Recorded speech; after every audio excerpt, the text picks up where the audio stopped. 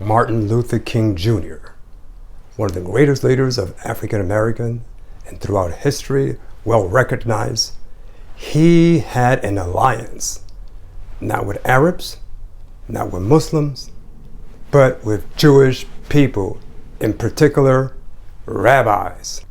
Many of the people that you see marching with him, Jewish people right there along with him, and now we're talking about going against those people today.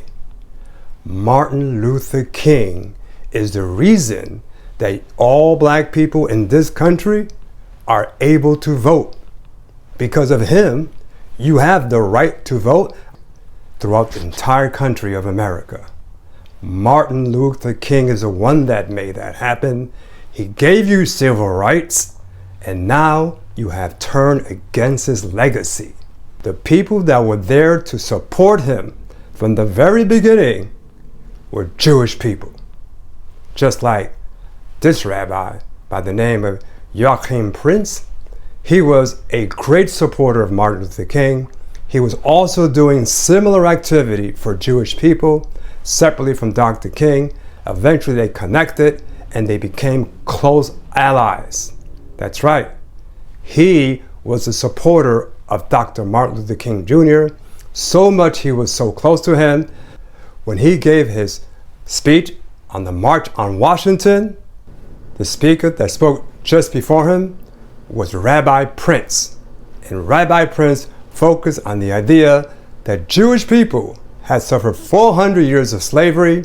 They know what slavery is about, and they were out there fighting against slavery in any form of anti-black activity to black people. That's the kind of support that our people desired, and they got it from Rabbi Prince. Also, another great supporter of Dr. King is Rabbi Abraham Joshua Herkel. He actually was in the March for Selma with Dr. King, a great supporter of Dr. King. Many other rabbis participated with Dr. King. The most important thing is, not only did they support civil rights with Dr. King's program, but they gave more than just support in terms of marching and protesting. They opened up the treasury of the Jewish people, and they funded a great number of Martin Luther King's program. That did not happen. No Arabs gave him money to support a great program that he had. The Palestinians did not show up in the marches. They did not show up when it comes to the treasury and giving him money for his campaign. No, they were all actually against him. Arabs, and also people who were not Arabs but who were Muslims were against him. In particular, the Nation of Islam. They openly spoke against Dr. King publicly.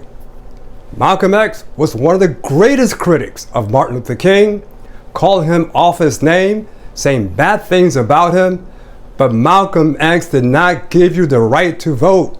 It was Martin Luther King Jr. who gave you the right to vote, but yet they criticized him, talked bad about him. Muslims, Islamic people, some of them who were black, like the Nation of Islam, were against Martin Luther King Jr. And without him, you could not vote today in this country. That's why it's important to make alliances with people that stick with you, just as he did with the Jewish people back in the 60s, as far as 1959, when he went to Israel deliberately to visit. This is the importance of recognizing the difference that you're facing today, marching in the streets as a black American who now has the right to vote because of the support that the Jews gave to Martin Luther King to have the right to vote as a black person. No Muslim gave you that right. No Nation of Islam gave you that right. Malcolm X never gave you that right.